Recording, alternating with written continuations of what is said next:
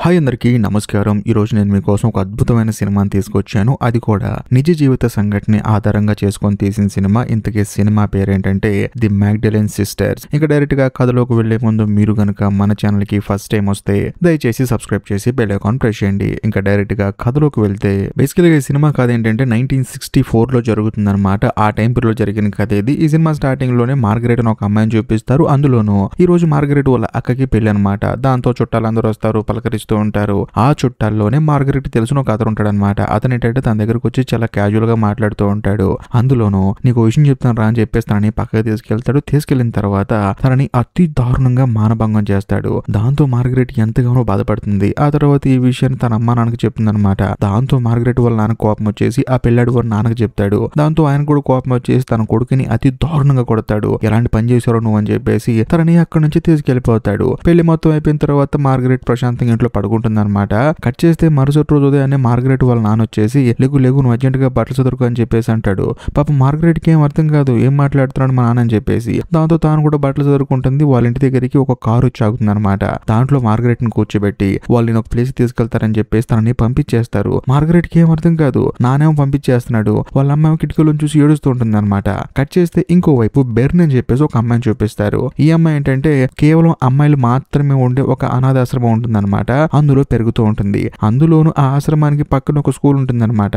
బెర్నికి ఏంటంటే అందరితో మాట్లాడుతూ ఉంటాం, సరదాగా ఉంటుంది అనమాట. అదే సమయంలో పక్కన స్కూల్లో ఉన్న కొంతమంది పిల్లలు వచ్చేసి బెర్న్తో మాట్లాడుతూ ఉంటారు. కాకపోతే అక్కడే ఉన్న సిస్టర్ వచ్చేసి ఆ పిల్లల్ని తిట్టి అక్కడి నుంచి పంపించేస్తుంది. దాంతో బెర్న్ కూడా సరే అని చెప్పేసి పక్క వచ్చేసింది. కాకపోతే సిస్టర్ అక్కడి నుంచి వెళ్ళిపోయిన తర్వాత మళ్ళీ పిల్లలు వస్తారు. దాంతో బెర్న్ కూడా సరే అని చెప్పేసి క్యాజువల్ గా వాళ్ళతో మాట్లాడుతూ ఉంటుంది. ఇదంతా చూసిన సిస్టర్ కి కోపం వచ్చేసి ఇలా కాదని చెప్పేసి ఈ సినిమా స్టార్టింగ్ లో ఏదైతే కారు వచ్చిందో అదే కారు వాళ్ళకి ఫోన్ చేస్తుంది. దాంతో వాళ్ళు వచ్చేసి బెర్నీని అక్కడి నుంచి తీసుకెళ్లిపోతారు. కట్ చేస్తే మరోవైపు రోజ్ అని చెప్పేసి ఒక అమ్మాయిని చూపిస్తారనమాట. ఆ అమ్మాయి ఏంటంటే ఒక అబ్బాయిని లవ్ చేసి దాని వల్ల అమ్మాయి ప్రెగ్నెన్సీ వస్తుంది. కాకపోతే వాడు వదిలేసి వెళ్ళిపోవటం వల్ల తనకి ఏంటంటే డెలివరీ కూడా అవుతుంది. కానీ వాళ్ళ తల్లిదండ్రులు ఏం చేస్తారంటే డెలివరీ అయిన తర్వాత రోజ్ వాళ్ళ అమ్మా నాన్న ఏం చేస్తారంటే రోజ్ చేత సంతకం పెట్టించుకొని పిల్లాన్ని అనాథాశ్రమానికి పంపిస్తారు. అంతేకాకుండా తనని ఆశ్రమానికి పంపిస్తారు. సో ఈ సినిమా స్టార్టింగ్ లో కారు వచ్చింది కదా, సేమ్ అదే కారులో రోజును కూడా అక్కడ పంపించేస్తారు. సో ఓవరాల్ గా ఈ ముగ్గురు అమ్మాయిలు ఆ ఆశ్రమానికి వెళ్లారు. మామూలుగా అక్కడ ఏంటంటే ఏ ఇంట్లో అయినా సరే ఆడపిల్లలు తప్పు చేసినా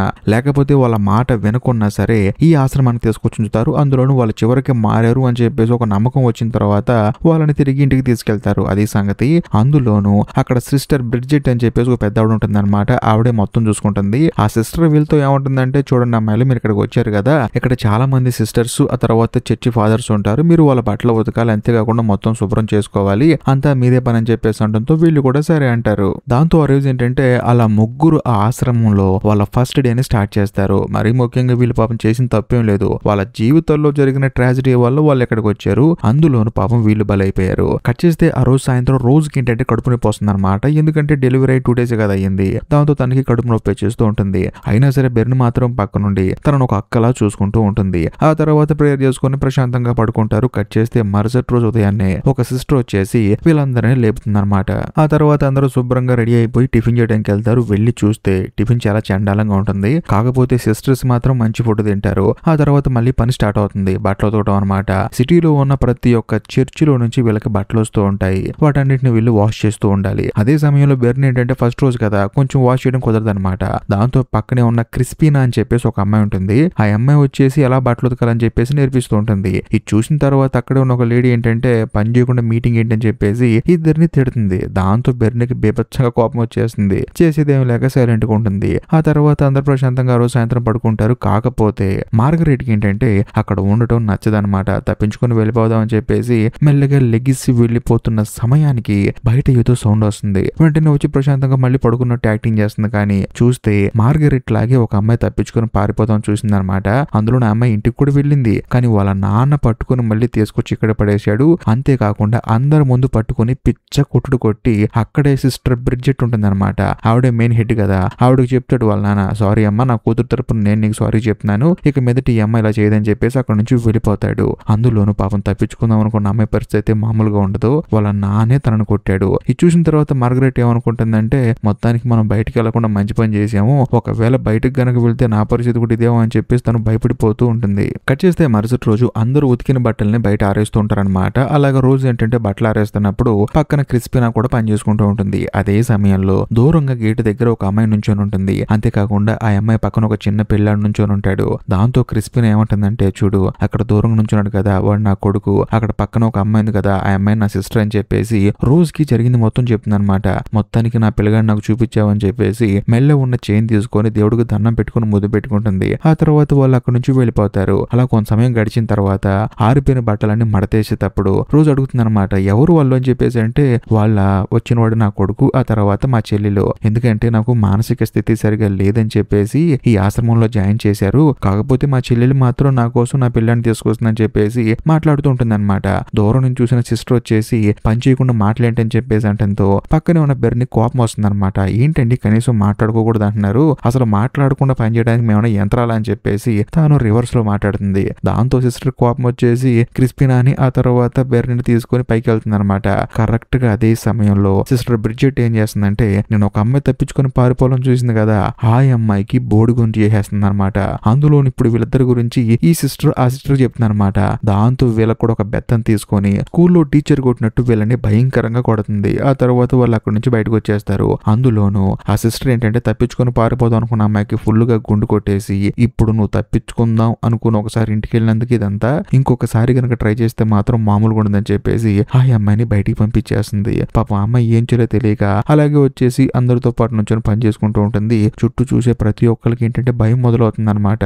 ఒకవేళ తప్పించుకుంటే మన జీవితం కూడా ఇలాగే అవుతుందని చెప్పేసి కట్ చేస్తే మరుసటి రోజు వేరే వేరే చర్చెస్ నుంచి బట్టలు తీసుకొచ్చి ఒక వెహికల్ వస్తుంది అనమాట. ఆ వెహికల్ లో కొత్తగా ఒక కుర్రోడు జాయిన్ అవుతాడు. వాడి పేరు పీటర్ అనమాట. అందులో ఆ వెహికల్ డ్రైవర్ ఏమంటాడంటే, చూడు ఇక్కడ చాలా మంది అమ్మాయిలు ఉంటారు, నువ్వు వాళ్ళతో మాట్లాడకుండా కేవలం బట్టలు ఇచ్చేసి రావడం నీ పని అని చెప్పేసి అంటంతో మనోడు కూడా సరే అంటాడు. మరోవైపు మనకు అందులో బెర్న్ ఉంది కదా, తానేంటంటే ఆ బట్టలు తీసుకునే ఉద్యోగం చేస్తుంటుంది అనమాట. ఇప్పుడు తానే బట్టలు తెస్తుంది. అందులోని బెర్న్కి ఏంటి ఎవరిదైనా సరే సరదాగా మాట్లాడే అలవాటు ఉంది కదా, దాంతో పీటర్ గారితో సరదాగా మాట్లాడుతుంది. వాడు కూడా ఈ అమ్మాయి బాగుందని చెప్పేసి తనతో క్యాజువల్ గా మాట్లాడుతూ ఉంటాడు. కట్ చేస్తే ఆ రోజు సాయంత్రం బెర్న్ ఏంటంటే రోజుతో చెప్పి బాధపడుతూ ఉంటుంది అనమాట. చూడు బయట పిల్లలతో మాట్లాడినందుకు తీసుకొచ్చిన నా ఆశ్రమంలో పడేశారు, నేను అంత పెద్ద తప్పు చేశానని చెప్పేసి తనతో చెప్పుకొని బాధపడుతూ ఉంటుంది. అందులో రోజు కూడా బెర్న్ తో తన ప్రాబ్లం మొత్తం చెప్పుకుంటుంది అనమాట. నన్ను ఒకడు లవ్ చేశాడు, జీవితాంతం కలిసి ఉందాం అన్నాడు, కాకపోతే నాకు గర్భం వచ్చిన తర్వాత నన్ను వదిలేసి వెళ్ళిపోయాడు, వాడిని పట్టుకోకుండా మా అమ్మా నాన్న నేనే మోసపోయానని చెప్పేసి నన్ను తీసుకొచ్చి ఇక్కడ పడేశారు, ఇది ఎక్కడ తప్పు అని చెప్పేసి తాను కూడా బాధపడుతూ ఉంటుంది. కట్ చేస్తే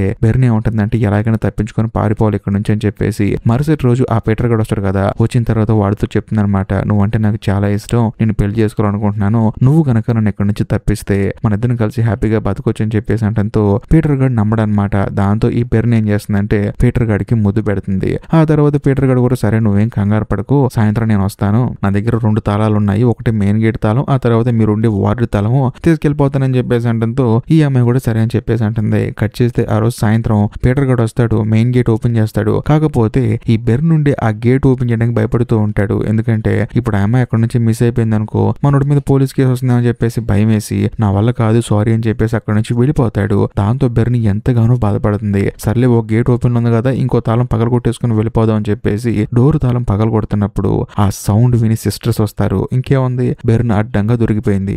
ఆ తర్వాత తనకు కూడా గుండు కొట్టేస్తారు. మరీ ముఖ్యంగా బెర్న్ కూడా చేసేదేమి లేక అక్కడే పని చేసుకుంటూ బతికేస్తుంది. అలా రోజులు గడిచే కొంది బెర్న్కి మళ్ళీ యాసిటీస్ గా చుట్టొచ్చేస్తుంది. కాకపోతే ఆశ్రమంలో ఒక రోజు సడన్ గా 3 పెద్ద వాషింగ్ మిషన్లు వచ్చేస్తాయి. ఇంకేముంది అమ్మాయిలందరికీ పని లేదని చెప్పేసి అందరూ అనుకుంటారు, ఎందుకంటే పెద్ద పెద్ద చర్చెస్ నుంచి డొనేషన్స్ వస్తాయి అనమాట, అందుకని ఇక్కడికి వచ్చేసిన ఈ సామాన్లు. కానీ ఆశ్రమం మొత్తాన్ని మెయింటైన్ చేసే సిస్టర్ ఏంటంటే ఒక భయంకరమైన పని చేస్తుంది. అదేంటంటే ఒక పెద్ద చర్చి ఫాదర్ కి ఫిజికల్ గా ఫేవర్ చేయడానికి ఇక్కడున్న అమ్మాయిలందరిని నిలబెట్టి వాళ్ళల్లో ఒక అమ్మాయిని సెలెక్ట్ చేస్తుంది అనమాట. అందులోనూ సంతలో పశువుల్లాగా పాపం అమ్మాయిలందరినీ నిలబెట్టి వాళ్ళల్లో ఒక అమ్మాయిని సెలెక్ట్ చేస్తుంది. ఆ అమ్మాయి ఎవరో కాదు క్రిస్పినా అనమాట. ఆ తర్వాత ఎకిల్ను ఒకటి నవ్వి మొత్తానికి నీ పంట పండిందని చెప్పేసి ఆ చర్చి ఫాదర్ దగ్గరికి క్రిస్పినాని పంపిస్తున్నానని చెప్పేసి అంటుంది. దాంతో క్రిస్పినా ఎంతగానో బాధపడుతూ ఉంటుంది. ఎందుకంటే ఇక్కడికి వచ్చిన ప్రతి ఒక్క అమ్మాయి ఏంటంటే వాళ్ళ కుటుంబ సభ్యులు ఏమనుకుంటున్నారంటే ఇక్కడికి వచ్చిన తర్వాత అమ్మాయిలు మారిపోయి బయటకు వచ్చిన తర్వాత ప్రశాంతంగా బతుకుతారని చెప్పేసి ఇక్కడ పంపించారు. కానీ ఇక్కడ వీళ్ళు చేస్తున్న పనికి మాలిన పనులు ఏంటంటే పాపం ఆ కుటుంబ సభ్యులకు కూడా తెలియదు వీళ్ళు ఇక్కడ ఎంత ఇబ్బంది పడుతున్నారని చెప్పేసి. అందులోనూ నైట్ క్రిస్పినా ఏం చేస్తుందంటే బట్టలు మొత్తం తడి చేసుకుని పడుకుంటుంది. ఉదయాన్నే లేచి చూస్తే తనకి జ్వరం వస్తుంది అనమాట. అందరూ టిఫిన్ చేసేటప్పుడు ఏంటంటే క్రిస్పినాని చూసి నువ్వు వెళ్ళి ప్రశాంతంగా పడుకో, జ్వరం వచ్చింది కదా అని చెప్పేసి అంటారు. అందులోనూ మార్గరెట్ ఏంటంటే క్రిస్పినాని పడుకోబెడతానికి వెళ్తుంది. మొత్తం తడి బట్టలు చూసి అర్థం చేసుకుంటుంది, నువ్వు ఫాదర్ దగ్గరికి వెళ్ళడానికి ఇష్టం లేక కదా ఇదంతా చేసిందని చెప్పేసి అంటంతో క్రిస్పినా కూడా అవును అని చెప్పేసి అంటుంది. కాకపోతే వచ్చేటప్పుడు ఏంటంటే తన చైన్ పోగొట్టుకుంటుంది అనమాట. నా చైన్ పోయింది అని చెప్పేసి ఏడుస్తూ ఉంటుంది. కట్ చేస్తే ఆ చైన్ తీసింది ఎవరో కాదు, బెర్న్ అనమాట. ఇంకోవైపు బట్టలన్నీ ఉతికేసి బయట ఆరేస్తున్నప్పుడు సడన్ గా బయట ఏంటంటే క్రిస్పినా వాళ్ళ చెల్లెలు ఆ తర్వాత కొడుకొస్తారు. వచ్చిన తర్వాత రోజు చెప్తుందనమాట, మీ అక్క కొంట్లో బాలేదు పడుకుందని చెప్పేసి. దాంతో వాళ్ళు అక్కడ నుంచి వెళ్ళిపోతారు. కట్ చేస్తే ఆ రోజు సాయంత్రం ఏంటంటే మళ్ళీ దానికి జ్వరం తగ్గిన తర్వాత క్రిస్పినా చర్చి ఫాదర్ దగ్గరికి వెళ్ళాలి కదా, అందుకని తాను ఏం చేస్తుందంటే నేను బతకడం వేస్ట్ అని చెప్పేసి ఊరేసుకొని చనిపోబోతుంది. కరెక్ట్ గా అదే సమయంలో మార్గరెట్ కి మెలుగు చూస్తే పక్కనేమో క్రిస్పినా ఉండదు. అందులోనూ పక్క రూమ్ లో సౌండ్ వస్తూ ఉంటుంది అనమాట. దాంతో మార్గరెట్ కి భయం వేసి వెళ్ళి చూస్తే తను ఊరేసుకొని ఉంటుంది. వెంటనే తనని కాపాడుతుంది. అంతేకాకుండా మిగతా వాళ్ళందరినీ పిలుస్తుంది. ఆ తర్వాత ఎందుకు చనిపోతున్నావు నువ్వు అని చెప్పి అడిగితే మనం ప్రతిరోజు చనిపోతున్నాం, మీకు అర్థం కావట్లేదు ఆ విషయం, అందులో రోజు చావడం కన్నా ఒక రోజు చచ్చిపోతే బెటర్ అని చెప్పి అనుకున్నానని చెప్పడంతో అందరూ తనకి ధైర్యం చెప్తారు. కట్ చేస్తే మరుసటి రోజు ఒక రోజు ఆశ్రమంలో ఏం చేస్తారంటే అందరికీ పని లేదు ప్రశాంతంగా ఆడుకోండి అని చెప్పేసి అక్కడ ఉన్న ఆడవాళ్ళతో ఆడిస్తూ ఉంటారు. ఇంకా ముఖ్యంగా రకరకాల గేమ్స్ పెడుతూ ఉంటారనమాట. ఈ గ్యాప్ లోనే మార్గరెట్ తప్పించుకుందాం అని చెప్పేసి వెళ్ళిపోతుంది. అందులోనే బ్యాక్ డోర్ కూడా ఓపెన్ లో ఉంటుంది. కానీ ఒకవేళ తప్పించుకుంటే వెతికి మరీ పట్టుకొని టార్చర్ చేస్తారని చెప్పేసి భయపడుతుంది. అంతేకాకుండా దురదగుండా ఆగుంటుంది అనమాట. అక్కడ వాటన్నిటిని కోసుకొని క్లాత్ లో పెట్టుకుని అక్కడ నుంచి మళ్ళీ తిరిగి ఆశ్రమానికి వెళ్ళిపోతుంది. అలా కొన్ని రోజులు గడిచిన తర్వాత ఒక రోజు క్రిస్మస్ వస్తుంది అనమాట. దాంతో అక్కడికి ఏంటంటే ఒక పెద్ద చర్చి ఫాదర్ వస్తాడు. దాంతో ఏంటంటే ఊర్లో ఉన్న జనాలందరినీ పిలిచి ఆశ్రమంలోనే ఒక పెద్ద సభలాగా ఏర్పాటు చేస్తూ ఉంటారు. అందరూ అక్కడికి వస్తారు. కాకపోతే ప్రేయర్ చేస్తున్న చర్చి ఫాదర్ కి ఏంటంటే ఒళ్ళంతా మండిపోతూ ఉంటుంది, దురద చేస్తుంటుంది. వెంటనే ఆ బట్టలని విప్పేసి పరిగెడుతూ ఉంటాడు. ఎందుకంటే మార్గరెట్ ఏంటంటే దురదొచ్చి ఆకుని ఆ చర్చి ఫాదర్ బట్టలో వేసింది. మరి ముఖ్యంగా ఆ బట్టల్ని వాషింగ్ మిషన్ నుంచి బయటకు తీసి ఆరేసింది మార్గరెట్ కాబట్టి. కరెక్ట్ గా అదే సమయంలో క్రిస్పినా ఏమంటుందంటే అక్కడికి వచ్చిన జనాలందరితో ఇక్కడ ఉన్న వాళ్ళందరూ దుర్మార్గులు, మా జీవితాలను నాశనం చేస్తున్నారు, మమ్మల్ని పిచ్చోళ్ళని చేసి ఆడుకుంటున్నారని చెప్పేసి పెద్దగా అరిచి చెప్తుంది. కాకపోతే అక్కడ ఉన్న సిస్టర్ బ్రిడ్జెట్ ఏమంటుందంటే ఆ అమ్మాయి మానసిక స్థితి సరిగా లేదు, అందుకని ఇక్కడ తీసుకొచ్చారు, మీరేం కంగారు పడకండి అని చెప్పేసి తన లోపల తీసుకెళ్లి అతి భయంకరంగా టార్చర్ చేస్తుంది. అందులోనూ తను ఎప్పుడు పడుకునే ప్లేస్ కాకుండా వేరే చోటకి షిఫ్ట్ చేసేస్తుంది. తను ఎక్కడుందో ఏం చేస్తుందో కూడా పాపం మిగతా వాళ్ళకి తెలియదు. కట్ చేస్తే మరుసటి రోజు అందరూ ఆశ్రమంలో కూర్చొని సినిమా చూస్తున్నప్పుడు అక్కడికి మార్గరెట్ వాళ్ళ తమ్ముడు వస్తాడు. వచ్చిన తర్వాత తాను ఏమంటాడంటే మా అక్కని తీసుకొని రమ్మని చెప్పి మా నాన్న పంపించాడని చెప్పేసి తన దగ్గరకు లెటర్ తీసుకొని వస్తాడు. దాంతో అక్కడ ఉన్న వాళ్ళు కూడా సరే అని చెప్పేసి మార్గరెట్ ని ఇంటికి పంపించేస్తారు. దాంతో పాపం బెర్న్ కి రోజుకి ఏంటంటే ఎంతో బాధ అనిపిస్తుంది అనమాట. తన ఫ్రెండ్ ప్రశాంతంగా బయటకు వెళ్ళిపోతుంది, మేము ఎప్పుడు బయటకు వెళ్తాం అని చెప్పేసి బాధపడుతూ ఉంటారు. అందులోనూ బెర్న్ ఏంటంటే ఒక సిస్టర్ అనారోగ్యం పాలైతే ఆవిడకి అసిస్టెంట్ గా పెడతారు. దాంతో బెర్న్ కూడా అక్కడికి వెళ్ళి పని చేస్తూ ఉంటుంది. కట్ చేస్తే మరోవైపు ఏంటంటే రోజు ఇంటికి వెళ్ళిపోదాం అని చెప్పేసి మెంటల్ గా ఫిక్స్ అయిపోతుంది. కాకపోతే తప్పించుకొని పారిపోదాం అని కాదు, డైరెక్ట్ గా సిస్టర్ ని అడుగుదాం అని చెప్పేసి తన ఏంటంటే డైరెక్ట్ గా వెళ్తుంది. వెళ్ళిన తర్వాత నాకంటూ కొడుకు పుట్టాడు, వాడు ఇప్పుడు ఎక్కడున్నాడు ఏం చేస్తున్నాడు తెలుసుకోవాలని ఉంది, ఒక్కసారి వాడిని చూడాలని ఉంది, నేను వెళ్ళిపోతానని చెప్పి అనడంతో సిస్టర్ ఏంటంటే డబ్బులున్న లాకర్ తాళం ఓడిపోయింది, కొంచెం వెతికి పెట్టని చెప్పి అనడంతో రోజు కూడా సరే అని చెప్పేసి వెతుకుతూ ఉంటుంది. అందులో రోజుకి తాళం కనిపిస్తుంది. కాకపోతే సిస్టర్ ఏమంటుందంటే ఇప్పుడు ఆ తాళం కనిపించకపోతే డబ్బులు బయటకు తెలియమని చెప్పేసి బాధపడుతూ ఉంటుంది. అందుకని రోజు ఏం చేస్తుందంటే కోపంతో ఆ తాళం తన దగ్గర దాచిపెట్టుకొని కనిపించలేదని చెప్పేసి అక్కడ నుంచి బయటకు వెళ్ళిపోతుంది. కట్ చేస్తే మరుసటి రోజు ఏంటంటే తన పని తాను చేసుకుంటూ బట్టలు ఆరేస్తూ ఉంటుంది. కరెక్ట్ గా అదే సమయంలో క్రిస్పినా వాళ్ళ చెల్లెలు ఆ తర్వాత తన కొడుకు వస్తారనమాట. దాంతో రోజుకి ఏంటంటే బాధ అనిపించేసి తనను వీళ్ళు ఏం చేశారో తెలియదు, మీ నాన్నగారు రమ్మని చెప్పని చెప్దామని చెప్పేసి తను పరిగెత్తుకుంటూ వాళ్ళ దగ్గరికి వెళ్తుంది. ఈ గ్యాప్ లో ఒక సిస్టర్ వచ్చేసి తనను పట్టుకొని తీసుకెళ్లి బ్రిడ్జెట్ కి అప్పచెప్తుంది అనమాట. అప్పచెప్పిన తర్వాత జరిగింది మొత్తం చెప్తుంది. దాంతో ఆ సిస్టర్ ఏమంటుందంటే ఏంటి ఇక్కడ జరిగే మొత్తం చెప్తావని చెప్పేసి పట్టుకొని పిచ్చ కొట్టుడు కొడుతుంది అనమాట. కరెక్ట్ గా అదే సమయంలో బెర్న్ వస్తుంది. మేడం నేను చూసుకుంటున్నవాడు చనిపోయిందని చెప్పేసి అంటుంది. అయినా సరే పట్టించుకోకుండా పిచ్చ కొట్టుడు కొడుతుంది. ఆ తర్వాత రోజు సాయంత్రం బెర్న్ అలాగే రోజు ఏమనుకుంటారంటే చూడు మనం ఇక్కడ ఉంటే జీవితాంతం టార్చర్ చేస్తారు కాబట్టి మనం ధైర్యం చేసి తప్పించుకుందాం, తప్పించుకుంటే కొత్త జీవితం స్టార్ట్ అవుతుంది, లేకపోతే యాజ్ ఇట్ ఈస్ గా రోజు చేసినట్టు టార్చర్ చేస్తారని చెప్పేసి అంటంతో ఇద్దరు తప్పించుకుందాం అని చెప్పేసి మెయిన్ గేట్ తాళం తీసుకుందాం అని చెప్పేసి తాళం కోసం వెళ్తే వీళ్ళని ఆ సిస్టర్ పట్టేసుకుంటుంది అనమాట. అందులోని బెర్న్ మాత్రం గట్టిగా పట్టుకొని ఆ సిస్టర్ ని చంపేద్దామని చూస్తుంది. కాకపోతే రోజు వచ్చేసి చూడు నువ్వు ఆ లాకర్ తాళం కోసం వెతుకుతున్న సంగతి నాకు బాగా తెలుసు, ఆ తాళం నా దగ్గర ఉంది ఇదిగో అని చెప్పేసి ఆ పక్కనే పెడుతుంది. అందులో ఇప్పుడు నువ్వు గనక మా ఇద్దరిని వదిలేకపోతే లాకర్ తాళాన్ని బయటకి విసిరేస్తాను, దాంతో నువ్వు జీవితాంతం డబ్బులు తీసుకోలేవని చెప్పేసి అంటంతో డబ్బుల కోసం వీళ్ళిద్దరిని వదిలేస్తుంది. దాంతో వాళ్ళిద్దరు బయటికి పరిగెత్తుకుంటూ వస్తారు. మిగతా వాళ్ళు వచ్చి పట్టుకుంటారు. అయినా సరే వాళ్ళని కూడా కొట్టి ఎలాగోలా వాళ్ళిద్దరు తప్పించుకుని అక్కడ నుంచి బయటికి పారిపోయి వచ్చేస్తారు. మొత్తం మీద వీళ్ళిద్దరికి ఒక కొత్త జీవితం స్టార్ట్ అవుతుంది. ఇదిలా ఉంటే కొన్ని రోజులు గడిచిన తర్వాత చూపిస్తారు. బెర్న్ ఏంటంటే ఒక హెయిర్ స్టైలిస్ట్ గా సెటిల్ అయిపోతుంది అనమాట.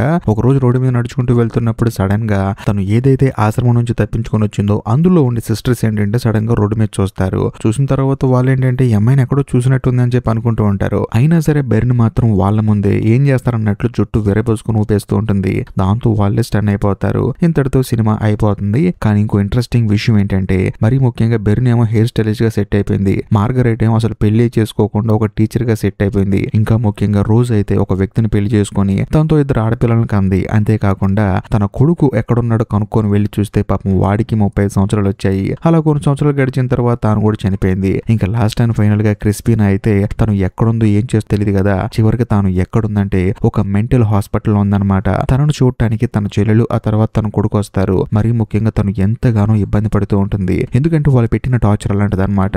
ఆ తర్వాత పోలీస్ ఇన్వెస్టిగేషన్ తెలిసింది ఏంటంటే దగ్గరగా 30,000 మంది అమ్మాయిలు ఇలాంటి వాళ్ళ ఇబ్బంది పడ్డారని తెలుసుకొని వీటన్నిటి మీద పోలీసులు చర్యలు తీసుకున్నారు. ఆ తర్వాత అందరినీ అరెస్ట్ చేశారు. అది జరిగింది. ఈ వీడియో కనుక మీకు నచ్చినట్లయితే ఖచ్చితంగా లైక్ చేయండి, షేర్ చేయండి, కామెంట్ చేయండి. అంతేకాకుండా ఈ వీడియో ఎండ్ కార్డ్ సెక్షన్ లో మీకోసం ఇంకొక 2 అద్భుతమైన సినిమాల్ని పిన్ చేసి పెట్టాను. వాటిని కూడా చూడండి. ఇంకా లాస్ట్ అండ్ ఫైనల్ గా నేను మీకు చెప్పొచ్చేది ఏంటంటే ఇప్పటికీ మీరు మన ఛానల్ ని సబ్స్క్రైబ్ చేసుకోకపోతే దయచేసి సబ్స్క్రైబ్ చేసి బెల్ ఐకాన్ ప్రెస్ చేయండి. బాయ్.